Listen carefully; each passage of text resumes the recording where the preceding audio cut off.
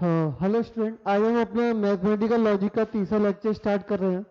तो समझने का कोशिश करते हैं ये क्या है।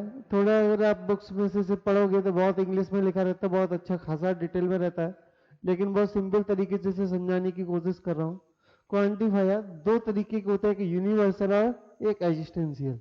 तो क्या है कि हमें कोई सेट ए दिया हुआ, जैसे क्वेश्चन है जिसमें हमें क्वेश्चन की स्टार्टिंग में एक सेट दे रखा है ये ए। तो ऐसे कोई सेट दे रखा होगा, लिखा होगा x belongs to A and condition in x satisfy all values of set A. मतलब जो भी कंडीशन है अगर वो ए की सारी वैल्यू को सेटिस्फाई करी, जैसे ए के अंदर कितनी वैल्यू है 6, अगर 5 को सेटिस्फाई करी एक को नहीं करी फिर भी गलत हो गया।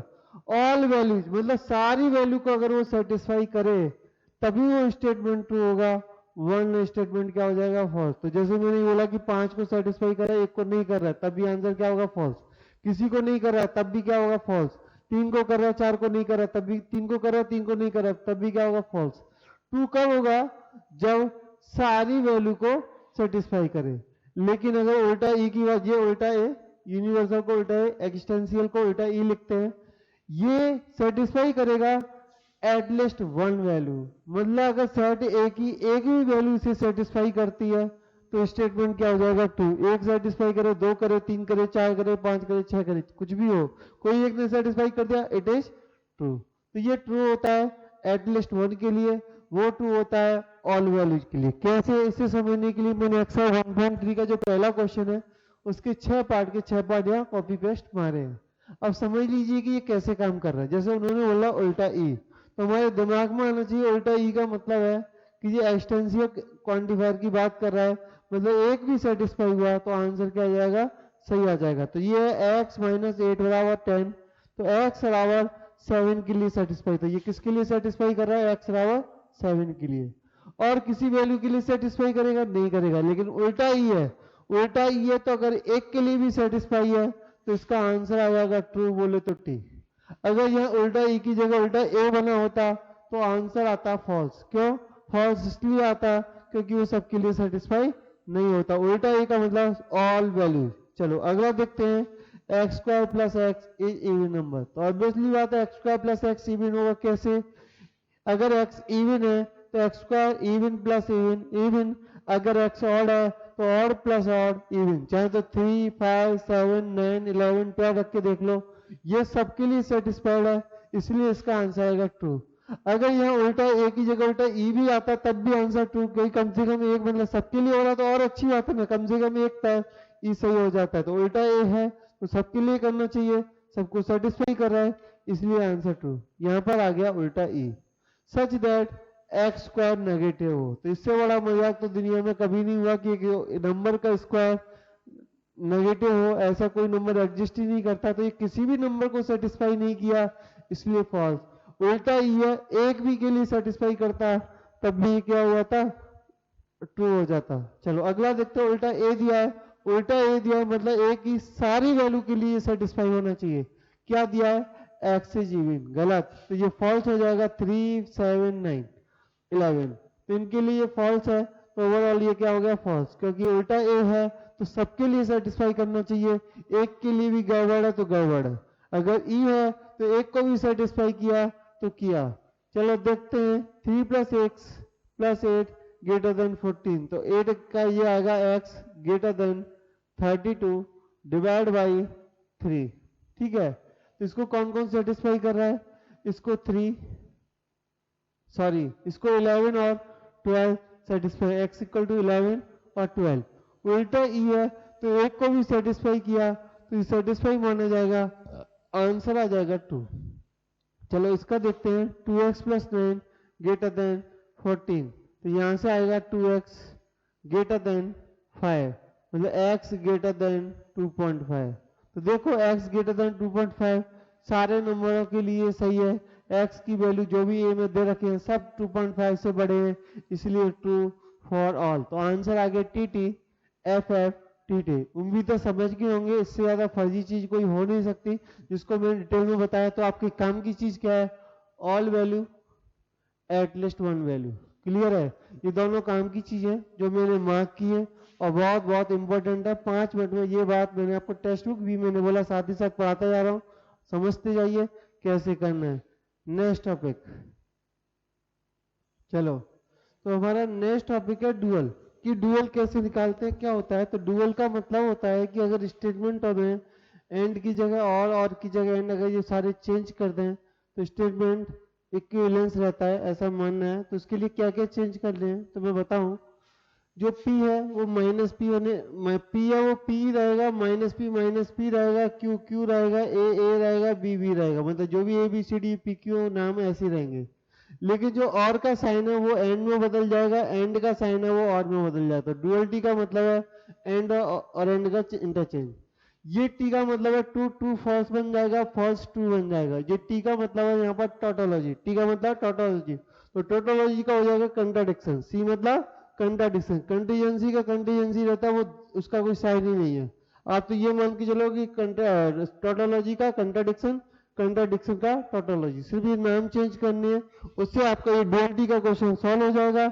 और सीटी और बोर्ड में 2 मार्क्स आ जाएंगे। जेई मेंस का नाम क्यों नहीं लिया, क्योंकि जेई मेंस ये फालतू चीजें नहीं पूछता। कैसे, देखो, माइनस पी का माइनस पी रहेगा, ये और है तो एंड हो जाएगा, क्यू का क्यू रहेगा, ब्रैकेट ऐसे का ऐसा। ये क्या है, एंड, एंड का और, ब्रैकेट ऐसे का ऐसा, माइनस आर का माइनस आर, एंड का और, एस का एस, खत्म। तो ये हो गया तुम्हारा आंसर। अगला सी का क्या बताया, टी, ये और है तो एंड, ब्रैकेट का ब्रैकेट, पी का पी, एंड का और, ब्रैकेट का ब्रैकेट, क्यू का क्यू, और का एंड, आर का आर, खत्म। चलो अगला देख लो, माइनस पी का माइनस पी रहेगा, जो और का साइन है वो एंड हो जाएगा, क्यू का साइन क्यू, एंड का साइन है वो और, आर का साइन है आर, एंड का साइन है और, टी का मतलब सी। टोटोलॉजी का कंट्राडिक्शन, कंट्राडिक्शन का टोटोलॉजी। तो ये सब फर्जी चीज है। इसके 10 क्वेश्चन है, आंसर की निकालो, क्वेश्चन देखो, दोनों को मैच करा लो, और चाहो तो नोटबुक पर लिख लो। ये इतना अच्छा अच्छा मजाक और इतने इंपॉर्टेंट क्वेश्चन इस चैप्टर में है। तो आप देख रहे हैं कि हम इसे किस स्पीड से पढ़ रहे हैं। इसलिए मैं बोलता हूँ कि मैथ वन हमारा सबसे लेंदी है, सबसे ज्यादा टाइम हमारा मैथ वन लेता है। तो एक एक करके सारी हेडिंग देखते जाओ। चलो अब हम अगली हेडिंग पे जा रहे हैं, नेगेशन, कि उसका नेगेशन कैसे लेते हैं, तो वो भी देख लीजिए। कि जो तुम्हारा ग्रेटर का साइन है वो बन जाएगा लेस देन इक्वल। ग्रेटर से का उल्टा क्या होता है, लेस देन इक्वल, या फिर नॉट ग्रेटर भी लिख सकते हैं, आपकी मर्जी है। लेस का ग्रेटर देन इक्वल, और नॉट, नॉट भी लगा, इक्वल का नॉट इक्वल, एंड का और का एंड, पी का माइनस पी का पी, और ये क्वांटिफायर है, ई का उल्टा है, उल्टा ए का उल्टा ही। तो इस तरह के क्वेश्चन यूज होते हैं। तो मैं एक एक करके, इसके अंदर 9 क्वेश्चन है, 9 के 9 क्वेश्चन आपको एक्सप्लेन करूंगा। ये मैंने पहले ही बताया था कि इंग्लिश में अगर दिए जाए तो हमको नोट लगाने होते हैं, ऐड या रिमूव नोट। वो कैसे बता देता हूँ, है तो हटाना है, नहीं है तो लगाना है। तो एक एक करके देखते हैं। x plus eight greater than 11, तो x प्लस एट का क्या हो जाएगा, x प्लस एट, ग्रेटर की जगह आ जाएगा लेस देन इक्वल 11, और की जगह क्या आएगा, एंड, बताया था और का क्या हो जाता है, एंड। और अगला स्टेटमेंट है y माइनस थ्री, इक्वल का साइन है, इक्वल का साइन है तो नॉट इक्वल का साइन लगा दो। सिमिलरली अगला x लेस देन 11, तो 11 का लेस का साइन है तो ग्रेटर देन इक्वल आ जाएगा, एंड की जगह और आएगा। और पर 25 ग्रेटर का साइन है तो ग्रेटर का साइन की जगह आएगा लेस देन इक्वल। दिमाग नहीं लगाना है। तीसरा मैं बता रहा हूँ, ये वेरी वेरी वेरी इंपॉर्टेंट है, हर कोई इसको नहीं बताएगा, समझ लीजिए कैसे करना है। इंग्लिश में दिया है लेकिन बहुत घुमा के इंग्लिश दी है, बहुत आसान है। कम से कम ये 3 मार्क्स का बोर्ड में आएगा ये तीसरा क्वेश्चन। ऊपर के दोनों तो हाफ हाफ मार्क्स के आएंगे, मतलब दोनों आएंगे और 1 मार्क्स में हुआ, लेकिन तीसरा वाला अकेला 3 मार्क्स का आएगा। ऐसा क्या है इसके अंदर, देख लीजिए ध्यान से। अगला ये दिया है, क्वाड्रेटर is a square if and only if it is a rhombus, ऐसा दिया है। मतलब ये कुछ P double arrow Q type कर दे, इफ एंड ओनली इफ का मतलब डबल एरो लगा हुआ है। प्लीज ऐसे क्वेश्चनों को पहले सिंबलिक फॉर्म में बोलते हैं, P double arrow Q. P क्या है, तो यहाँ पर पी तुम्हारा है क्वाड्रेटर इज ए स्क्वायर, और यहाँ पर क्यू है if it is a rhombus. ठीक है, चलो अब इसका मुझे नेगेशन लेना है। तो सबसे पहले तो मैं इसको इक्विवेलेंस बोल दूंगा कि इसका बदल मतलब क्या हुआ। पी डबल एरो क्यू का मतलब हो गया, मैंने बताया था तुमको, माइनस पी और Q and with minus Q और P, ये मैंने बताया था। मैंने बताया था P डबल एरो Q का मतलब है P arrow Q and with, इसका ये मतलब बताया था। नहीं आता तो याद कर लो, P arrow Q and with Q arrow P, और इसका मतलब बताया था P एरो Q का मतलब आपको याद रखना है माइनस P और Q एंड माइनस Q और P। अब मुझे इसका नेगेशन लेना है, मुझे इसका क्या लेना है, नेगेशन। तो ध्यान से सुनना, माइनस P का क्या हो जाएगा P, और का क्या हो जाएगा एंड, Q का हो जाएगा माइनस Q, बीच में एंड है तो इसका हो जाएगा और, माइनस Q का हो जाएगा Q और का हो जाएगा एंड माइनस P। तो इसे लिखेंगे कैसे, तो P हमारा क्या था, P था हमारा क्वाड्रिलेटरल इज स्क्वायर, तो इसको हम ऐसे लिखेंगे क्वाड्रिलेटर इज स्क्वायर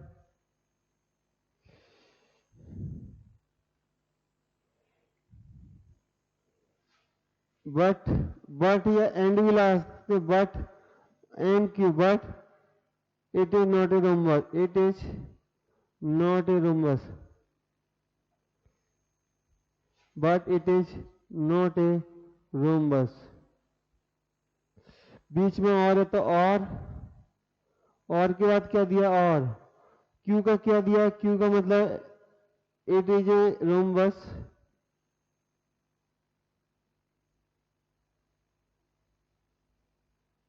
बट एक बार देख लो, इट इज ए रोम्बस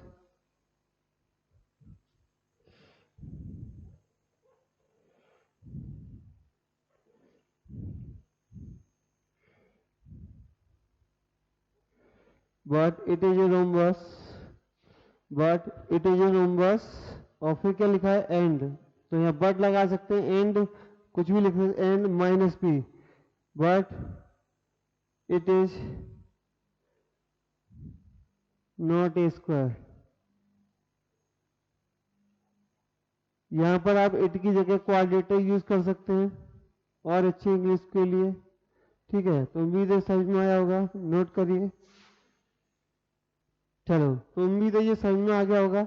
बाकी पीछे आंसर लिखा हुआ है, वहां से आप समझने की कोशिश करिए कि मैंने कैसे किया है।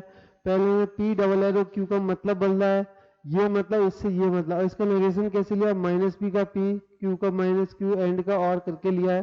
समझ में आ गया होगा, नहीं आया तो आगे के देख लीजिए। नंबर 4, नंबर 4 में क्या है कि बीच में एंड लगा है, मतलब ये P एंड Q जैसा है, जिसका नेगेशन आएगा माइनस P और माइनस Q। तो मतलब इसका आंसर होगा it is not cold and it is not and not raining, ये इसका आंसर आएगा। पांचवा क्वेश्चन देखो तो आगे एफ है, बीच में देना है, मतलब ये P एरो Q है। P एरो Q का मतलब होता है माइनस P और Q। आपको अगर नेगेशन लेना है तो उसका नेगेशन आएगा P and minus Q, minus P का P और का एंड Q का माइनस Q। तो इसका आंसर निकालते हैं। तो पहला स्टेटमेंट इट इज रेनिंग, तो ये आएगा इट इज रेनिंग एंड, ये एंड लगा सकते हैं, बट लगा सकते हैं, आपकी मर्जी है, एंड नॉट, क्योंकि नो लगा था, not go, then we will not go and play football, ठीक है। देन के बाद जो है वो आगे नोट लगा के इसे कंप्लीट कर सकते हैं। अगला रूट 2 ये रेशनल नंबर, तो root 2 is not a rational number, सीधा आंसर हो जाएगा। अच्छा, उसके बाद दिया all natural numbers are whole numbers, तो इसका आंसर होगा all natural numbers are not whole numbers. Clear है। अगर मैं 8 में बात करूं तो आगे उल्टा ए दिया, तो उल्टा ए का मतलब हो जाएगा, उल्टा ए का मतलब हो जाएगा उल्टा ई। प्लीज फिर से बता दूं, उल्टा ए का जो मतलब है वो हो जाएगा उल्टा ई। आगे क्या लिखा हुआ, आगे लिखा एन बिलोंग्स टू एन, इसमें कुछ नहीं करेंगे। और जो लिखा दिस इज डिविजुअल नॉट डिविजुअल बाई, तो इसको पे जो भी चेंज करना है वो ये करना है, नॉट लगाना, नॉट डिविजुअल बाई 4। तो आगे डिविजुअल के आगे अगर आपने नॉट लगा दिया तो आपका काम हो जाएगा। उसके अगले में उल्टा ई दिया, तो उल्टा ई का उल्टा क्या होगा, ए। एक्स बिलोंग्स टू एन, वैसे तो मेरे हिसाब से रुको, हाँ तो ठीक है, अगर मैं एक्स बिलोंग्स टू एन लिखूँ तो इसमें क्या चेंज करेंगे, एक्स माइनस 17 लेस देन, तो ये लेस का साइन है वो ग्रेटर देन इक्वल में कन्वर्ट हो जाएगा। तो इस तरह से आपका तीसरा क्वेश्चन कंप्लीट हो जाता है। क्लियर है। नोट करिए, चौथा क्वेश्चन बताते हैं। चलो, अब हम सॉल्व करते हैं क्वेश्चन नंबर 4 जो इसका है। तो इसमें 3 चीज़ें निकालनी है, कन्वर्स, इनवर्स और कंट्रापोजिटिव, जो कि हमने पिछले लेक्चर में ऑलरेडी बता दिया था। कन्वर्स का मतलब होता है अगर कोई स्टूडेंट पी एरो क्यू है तो वो हो जाएगा क्यू एरो पी। इनवर्स का मतलब minus P arrow minus Q, contrapositive का मतलब minus Q arrow minus P. ये हमने बताया था, एक क्वेश्चन करके बताया था। चलो इसके 1 2 3 4 चारों देख लेते हैं। तो क्वेश्चन है if x less than y, तो तुम्हारा जो p है वो हो गया x लेस देन वाई, और तो जो तुम्हारा q है वो हो जाएगा यहाँ पर x square less than y square. Clear है? चलो अब तुमको क्या चाहिए, कन्वर्स चाहिए। सबसे पहले आपको क्या चाहिए, कन्वर्स। तो कन्वर्स क्या होता है, कन्वर्स होता है q एरो p। तो ये स्टेटमेंट ऐसे आएगा if x square less than y square then x less than y. अच्छा, ये चीज क्लियर है, अच्छी बात है। नहीं क्लियर है और अच्छी बात है। अगर मुझसे बोला जाए कि इसके इनवर्स निकालो, तो इनवर्स कैसे निकालेंगे, तो इनवर्स होता है minus P arrow minus Q. तो माइनस पी कैसे करें, तो माइनस पी आएगा x greater than equal y, और आगे लिखा होगा इफ देन जो भी दूसरा स्टेटमेंट है वो भी x square greater than equal y square. तो लेस देन के जो दोनों साइन थे वो ग्रेटर देन इक्वल में कन्वर्ट हो गए। सिंपली अगर आपको चाहिए कि नहीं सर कंट्रा पॉजिटिव चाहिए हमको, तो कोई बात नहीं, ये पहले आएगा if minus Q x square greater than equal y square then x greater than equal y. तो ये तुम्हारा कंट्रा पॉजिटिव समझ में आ गया होगा। बाकी को मैं ओरली बता रहा हूँ। जैसे कि अगला दिया हुआ है a family become literate if the women in it is literate. Family become, मैं इसको क्लियर करता हूँ 1 मिनट में। चलो तो इस क्वेश्चन में देन नहीं है, बीच में इफ लिखा हुआ है। तो दूसरे वाले क्वेश्चन में मैं आपको बताऊं वो पी एरो क्यू का ही काम करेगा, लेकिन यहाँ पे जो पी है वो होगा women in it is literate. English आप देख लेना। और जो क्यू है वो बेसिकली स्टेटमेंट ऐसे होना चाहिए if the women in illiterate then family become literate, then family become literate, वो आप समझ लेना। तो हमको पहला स्टेटमेंट क्या चाहिए, हमें पहला चाहिए कन्वर्स। तो क्यू एरो पी, तो कन्वर्स होता है क्यू एरो पी। तो बन जाएगा if family become literate then women in it is literate. तो ये हो जाएगा तुम्हारा कन्वर्स। अगर आपको इनवर्स चाहिए तो क्या बनेगा, इनवर्स बनेगा if women in it is not literate then family become not literate. ठीक है? और अगर आपको कंट्रा पॉजिटिव चाहिए तो पहले फैमिली वाले को family become non literate then women it is not literate. Clear है? तो लिटरेट आप पढ़ लेना, कर लेना इसको। अगला भी ऐसा ही है if surface area decrease then pressure increase. तो इसका कन्वर्स आएगा if pressure increase then surface area decrease. अगर इनवर्स की बात करो तो आ जाएगा if surface area not increase then pressure not increase. Clear है? तो मैंने आपको पहले ही बताया था कि अपने इंग्लिश नहीं दिखानी है। डिक्रीज का अपोजिट इंक्रीज, इंक्रीज का अपोजिट डिक्रीज नहीं करना है। इंक्रीज को लिखना है नॉट इंक्रीज, डिक्रीज को लिखना है नॉट इंक्रीज। इससे आपके सारे डाउट क्लियर हो जाएंगे। अगला if voltage increase then current decrease. तो इसका कन्वर्स हो जाएगा if current decrease then voltage increase. Inverse चाहिए तो करंट तो आएगा voltage not increase then current not decrease. अगर आपको कंट्रा पॉजिटिव चाहिए तो वो आएगा then current not decrease then voltage not increase. English है, सब लिख लेना, समझ लेना। इस तरह से आपकी एक्सरसाइज 1.3 खत्म हो गई। और एक्सरसाइज 1.4 बहुत इंपॉर्टेंट है, तो इसके लिए क्या क्या लगने वाला है थ्योरी में एक्सप्लेन करता हूँ। चलो, अगर आप चाहते हो कि आपको अगली एक्सरसाइज 1.4 अगर आपको समझ में आए, जो नई एक्सरसाइज है, तो आपको जो बोर्ड पर लिखा हुआ है ये बात आपको हजम करनी पड़ेगी, समझनी पड़ेगी। तो एक एक करके समझाता हूँ।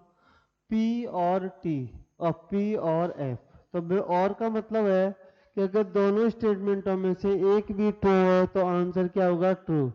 समझ में आया? एंड में क्या होता था, अगर दोनों ट्रू है तभी ट्रू होगा, वरना क्या होगा, फॉल्स। तो मैंने बोला P और या T का मतलब ट्रू। तो ट्रू का किसी भी स्टेटमेंट के साथ और ले लो, आंसर में से ट्रू आएगा, क्योंकि इनमें से कम एक ट्रू होना चाहिए। तो एक ट्रू हो चुका है। अगर ये फॉल्स है तो ये पी पर डिपेंड करेगा, अगर पी फॉल्स है तो आंसर फॉल्स आएगा, पी अगर ट्रू है तो ट्रू आएगा, इसलिए आंसर क्या हो जाता है पी। सिमिलरली एंड के साथ अगर ये ट्रू है तो पी पे डिपेंड करेगा, पी अगर ट्रू है तो आंसर ट्रू, पी अगर फॉल्स है तो फॉल्स, लेकिन एंड विद एफ तो हमेशा फॉल्स ही आने वाला है, ट्रू होने का कोई चांसेस नहीं है। चलो De Morgan law, De Morgan law में क्या है, नेगेशन कैसे लेते हैं, तो मैंने बताया था पी नेगेशन ऑफ दिस, तो इसका नेगेशन कैसे लेना है, पी का हो जाएगा माइनस पी, एंड का हो जाएगा और क्यू का हो जाएगा माइनस पी। ये सब सेट थ्योरी में भी हमने शॉर्ट में समझा था, बिल्कुल ऐसे ही ये कर दिया, तो ये सब काम का नहीं है, ये हमारा मेन पार्ट है, ये आपको हजम करना है। कैसे करना है समझिए, P arrow Q, P arrow Q का मतलब मैं बता चुका हूँ, इतनी देर से बता रहा हूँ, माइनस पी और Q, P double arrow Q का ये मतलब, इसका एक्सप्रेशन ये याद कर लो कहाँ से, ऊपर वाले के यू से आया। अब ये इंपॉर्टेंट क्या है, यही है सब कुछ, एक्सर 1.4 यही है, जब सर्किट को शॉर्ट करते यही है वो तरीका जिससे कि जेई मेंस के पेपर का 4 मार्क्स का क्वेश्चन सॉल्व होता है। समझ लीजिए क्या है, जैसे बाहर पी लिखा हुआ ब्रैकेट में क्यू आर लिखा है, तो मुझे पी को दो ब्रैकेटों में ओपन करना है। आप ऐसे समझो, मैं ऐसे बोलूं 5 इंटू 3 प्लस 5, ठीक है, यहाँ पर मल्टीप्लाई कर सकते, इसे हम 5 इंटू 3 प्लस 5 इंटू 5 लिख सकते हैं कि नहीं, बिल्कुल यही लॉ है। तो बाहर P और अंदर कुछ कुछ था, तो P और Q, P और R, तो इसे दो ब्रैकेट में बन जाएगा, P और बाहर और है तो P और Q, P और R, और बीच में जो साइन है वो यहाँ पर आ जाएगा। सिमिलरली यहाँ P and Q, P and R, बीच में जो एंड का साइन था वो यहाँ एंड में आ गया, यहाँ पर बीच में एंड का साइन था वो इधर आ गया। क्लियर है, इसका उल्टा भी होता है, उल्टा भी इसे करना चाहिए क्योंकि उल्टा ही हमें सॉल्व करना है, वो सीख लो उल्टा कैसे। दो ब्रैकेट में बीच में एंड का साइन है, हमें देखो कॉमन क्या आ रहा है, तो कॉमन आ रहा है इन दोनों में, आप ध्यान से देखो पी एंड पी और कॉमन है तो पी और बाहर ले लो, क्यू एंड आर बचेगा, तो पी और बाहर ले लिया, क्यू और आर बचेगा। सिमिलरली यहाँ मैंने पी एंड कॉमन ले लो, तो पी एंड कॉमन ले लो तो क्या बचेगा, क्यू एंड आर। तो आपको ये दोनों तरीके से आना चाहिए कि बाहर निकाल के कैसे करते हो, बिगर निकाले कैसे करते हैं। ये बात अगर आपको हजम हो गई, हम एक्सरसाइज 1.4 इस वीडियो में पूरा सॉल्व करने वाले हैं, देखते जाओ एक एक करके। तो हम सॉल्व करते हैं एक्सरसाइज 1.4। इसके पहले क्वेश्चन के अंदर से मैंने सिर्फ 4 पार्ट लिए हैं, बाकी पार्ट आप लोग खुद देखोगे खुद समझोगे। जैसे पहला है माइनस पी एरो, पी नहीं है क्यू है, ठीक है, तो पहले इसका मतलब क्या होगा, तो हम पी एरो क्यू का मतलब होता था माइनस पी और क्यू, तो ये आएगा पी और क्यू, ये तो इसके इक्वल है, ठीक है। अब मुझे इसका नेगेशन चाहिए, तो नेगेशन आएगा इसका माइनस पी और का एंड क्यू का माइनस पी। क्लियर, खत्म। अगले का इसका तो मुझे बताने की जरूरत नहीं है, जिसका नेगेशन आ जाएगा माइनस पी और क्यू। अगले में एरो लगा के दिया पी एरो, पी और माइनस क्यू। क्लियर, पी और माइनस पी, तो कैसे करेंगे देखिए, तो पी का हो जाएगा माइनस पी, इस साइन की जगह आ जाता है और ब्रैकेट में पी और माइनस क्यू। नेगेटिव कैसे लेंगे, माइनस पी का उल्टा पी और का एंड पी का माइनस पी और का एंड क्यू का क्यू। क्लियर है, इसे हमें आगे और सॉल्व करवाता तो बात अलग थी, नहीं करवा रहा है, बात ही खत्म हो गई। ठीक है, चलो। अच्छा, मुझे इसे देख के याद आया कि दो रिजल्ट और होते हैं कि P और माइनस पी, याद कर लेना। अभी जो हमने थ्योरी लिखी हुआ, ये 2 पॉइंट लिखना भूल गया, ये हमेशा ट्रू होता है क्योंकि P और माइनस पी मतलब एक ट्रू एक फॉल्स होगा इनमें से, तो आंसर हमेशा ट्रू आएगा। और P एंड माइनस पी ये हमेशा फॉल्स आता है, तो वहां पे मैं 2 रिजल्ट लिखना भूल गया हूँ, इन्हें लिख लेना। ठीक है, उम्मीद है लिख लोगे, यूज करने में मैं कभी भी यूज कर सकता हूँ। अगले में देखो एरो दिया है, तो एरो दिया तो ऑब्वियसली बात है इसके आगे माइनस आएगा। क्या बताया था, पहले आगे के आगे माइनस और दूसरा ब्रैकेट पी एंड माइनस, तो ये जो माइनस है वो केवल इसी के आगे है, इसके आगे नहीं है। अब मुझे इसका नेगेशन लेना है, नेगेशन लेना है मतलब माइनस लेना, तो ये माइनस से माइनस डायरेक्टली कट जाएगा, ये ऐसे का ऐसा आ जाएगा। प्लीज समझिए, क्योंकि ये पहले माइनस दो फिर एक और माइनस दो, उससे बेटे जब माइनस आएगा वो इससे सीधा मल्टीप्लाई होके पूरा ब्रैकेट खत्म कर देगा, तो ये बचेगा पी और माइनस क्यू, इसे एक ब्रैकेट में लिख सकते हैं, ये माइनस सीधा कट हो जाएगा। क्लियर है, हमें अंदर वाले को चेंज नहीं करना पड़ेगा। फिर से समझिए, इस वाले की वजह से जो माइनस आया उसे भी हमने अंदर नहीं लिया, बाहर कॉमन है, तो नेगेशन में सीधा माइनस कैंसिल, तो ये आ गया पी और माइनस क्यू। ये क्या है तुम्हारा एंड है, सॉरी और है, और का हो जाएगा एंड, इसका आ जाएगा माइनस पी और क्यू। चलो तो ये पहले क्वेश्चन को मैंने समझाया, उम्मीद है आपको समझ में आ गया होगा। मैं चाहूँ तो एक बार के लिए हम लोग आंसर वेरीफाई कर सकते हैं, कोई प्रॉब्लम नहीं है। तो ये क्वेश्चन नंबर कौन सा है, तो क्वेश्चन नंबर है 7। 7 का आंसर जो मैंने निकाला है वो 101% सही है, कोई प्रॉब्लम नहीं है। चलो चलो अब हम देखते हैं कि क्वेश्चन नंबर 2 में बोला है कि ये इफ और देन को हटा दो और हमें इसे फिर से लिख के दिखाओ। तो पहले स्टेटमेंट में P arrow Q, if man is a जज देन ही इज ऑनेस्ट, तो पी एरो क्यू, तो इसका इक्विवेलेंट लिखना है, इसका नेगेशन में तो इक्विवेलेंट होता है माइनस पी और क्यू। तो इसका आंसर आ जाएगा इफ मैन नॉट ए जज, इफ मैन इज नॉट ए जज और बीच में और ही इज ऑनेस्ट, तो इसका आंसर आएगा मैन नॉट ए जज और ही इज ऑनेस्ट। सिंपली इसके और भी कर सकते हो, वो भी पी एरो क्यू है और सबका आंसर माइनस पी और क्यू में कन्वर्ट करना। तो दूसरे का आंसर हो जाएगा 2 is not a rational number और √2 इज ए रेशनल नंबर। अगले का आएगा F of 2 not equal to 0, अगले का आ जाएगा F of 2 not equal to 0 और F X divisible by X minus 2। तो सिंपली ये स्टेटमेंट में बदलना है,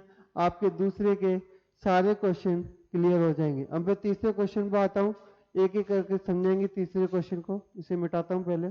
चलो तो उम्मीद है आपको समझ में आ रहा होगा, नहीं आए तो आप पीछे से आंसर की देख के भी पहले दूसरे क्वेश्चन कर सकते हैं। तीसरे क्वेश्चन के अंदर 4 क्वेश्चन है, मैं एक एक करके कर रहा हूँ। तो मैं स्टार्ट पहले वो क्वेश्चन बाद में बताऊंगा, पहले यहाँ से स्टार्ट कर रहा हूँ। तो मुझे बड़ा सा एक्सप्रेशन छोटा करना है, तो बहुत आसान का बता रहा हूँ। कॉमन देखिए, इन दोनों में कॉमन आ रहा है पी और, तो पी और हमारा आ रहा है कॉमन, ये हो जाएगा क्यू और माइनस क्यू। तो मैंने अभी थोड़ी देर पहले 2 एक्स्ट्रा रिजल्ट अभी बताए कि पी और माइनस क्यू हमेशा के लिए ट्रू होते हैं। आप चाहे टी की एफ ले लो वैल्यू, चाहे 2 ले लो, क्योंकि एफ या टी में से कोई एक वैल्यू भी एग्जिस्ट करेगा तो माइनस पी उसका उल्टा होगा, और की वैल्यू क्या आएगी 2, और पी बन जाएगा पी और 2, और पी और 2 की वैल्यू हमेशा के लिए कितनी होती है, रुको यहाँ पर एंड आएगा, ये बीच वाला साइन है वो इधर आएगा, एंड आएगा, इसकी वैल्यू हमेशा के लिए फॉल्स होगी। तो ये आएगा पी और एफ, तो पी और एफ, तो ये वैल्यू हमेशा पी पे डिपेंड करेगी और आंसर क्या आएगा पी। ऐसे अगला देखते हैं कि बड़ा सा एक्सप्रेशन है, छोटे के बराबर लाना है, तो ऐसा कुछ करना है। तो कॉमन देखिए, मैंने देखा इन दोनों में क्या कॉमन निकाल सकता हूँ, पता चला कॉमन निकाल सकता हूँ माइनस क्यू, कॉमन निकाल सकता हूँ माइनस क्यू, तो ये आ गया पी माइनस एंड की बाहर निकल पी और माइनस पी, तो जाएगा पी और माइनस पी। और इस पूरे को किसके साथ सॉल्व करना है, इसको सॉल्व करना है पी एंड माइनस क्यू के साथ। तो ये वैल्यू हमेशा के लिए कितनी होती है टी, ये 2 रिजल्ट अभी बताए वो दोनों काम के थे, तो ये टी होती है। तो ये टी एंड क्यू, अब ये सोचो टी एंड क्यू क्या होगा, तो टी एंड क्यू हमेशा क्यू पर डिपेंड करेगा, इसलिए सी का आंसर आ जाएगा क्यू और पी एंड माइनस क्यू। एक बार ब्रैकेट और खोलेंगे तो ये आएगा क्यू और पी, क्यू और पी, बीच वाला साइन बीच में आ जाएगा, ये आ जाएगा क्यू और माइनस क्यू। हमें ब्रैकेट है कभी कॉमन लेना है कभी खोलना है, तो पता है ये ब्रैकेट हमेशा ट्रू होता है, और ट्रू उसके साथ कंबाइन कर दो तो ये आ जाएगा क्यू और पी, क्योंकि पी और क्यू दोनों बराबर ही होते हैं। अब सिंपली आपको ये 2 एक्सप्रेशन है, इनको भी हम एक एक करके देख लेते हैं। पहले मैं सॉल्व कर लेता हूँ। चलो तीसरा क्वेश्चन है माइनस ऑफ दिस, तो मैंने क्या किया, इस माइनस को ऐसे कैसा पी एरो क्यू को खोला, माइनस पी और क्यू, ये माइनस माइनस मैंने पहले ही बताया था कैंसिल हो जाता है, तो ये ऐसे का ऐसा, और का हो गया एंड, पी का माइनस पी, एंड का और क्यू का माइनस क्यू। तो अब देख लीजिए यही है जो हमको लेके आना है। अब बचता है हमारा पहला क्वेश्चन, देख लीजिए पहला क्वेश्चन थोड़ा लेंदी है इसलिए मैंने लास्ट के लिए रखा। इसका मतलब मैंने बताया था P arrow Q and with Q arrow P, मतलब माइनस पी और Q and with minus Q और पी, ये इसका मतलब हो गया। लेकिन बीच में मुझे क्या लाना है, और का साइन लाना है, तो आप इसे पहले थोड़ी देर के लिए आर मान लो। क्या मान लो, आर। इसे आर मान लो तो क्या आएगा, अगर मैंने इसे आर मान लिया तो ब्रैकेट कुछ ऐसा खुलेगा, आर एंड माइनस क्यू, कुछ ऐसा खुलेगा आर एंड माइनस क्यू, और जो ब्रैकेट है और का वो बाहर आ जाएगा, आर एंड पी, ये कुछ ऐसा ओपन होगा। इसे मैंने अगर थोड़ी देर के लिए आर मानता हूँ, आर की वैल्यू डाल दो, तो आर की वैल्यू क्या है, माइनस पी और क्यू एंड माइनस क्यू। तो आप इसको ध्यान से देखिए इसका क्या होगा, ठीक है। सिंपली और विद, यहाँ भी आर की जगह क्या डलेगी, माइनस पी, तो इसको थोड़ा इंटरचेंज कर दो, पी और माइनस पी एंड पी, इसको हमें ऐसे लिखना पड़ेगा। तो क्या ये वैल्यू कैसी है, फॉल्स, तो ये आ गया माइनस पी और फॉल्स, माइनस पी और फॉल्स। और विद यहाँ आगे क्या आएगा, आगे आएगा क्यू और फॉल्स, क्योंकि माइनस पी एंड पी हमेशा कैसा होता है, फॉल्स होता है, क्योंकि दोनों में से कम एक तो फॉल्स होगा ही। आप समझ में आ रहा है। तो ये फिलहाल रिजल्ट आ गया, तो माइनस पी और एफ, माइनस पी और एफ आ जाएगा माइनस पी और विद क्यू। तो इसको सॉल्व करके आ रहा है पूरे को माइनस पी और विद क्यू, ये पूरा सिंप्लीफाई होने के बाद आ रहा है माइनस पी और विद क्यू, ठीक है। नहीं, कुछ तो गड़बड़ है इसमें, पूरा निकल के आ रहा है माइनस पी और क्यू। हाँ, कुछ तो ये गड़बड़ है। इस क्वेश्चन को हम बाद में देखते हैं, अभी के लिए मैं इस क्वेश्चन को मिटा रहा हूँ, इसको हम अलग से सॉल्व करके देते हैं आपको, ठीक है।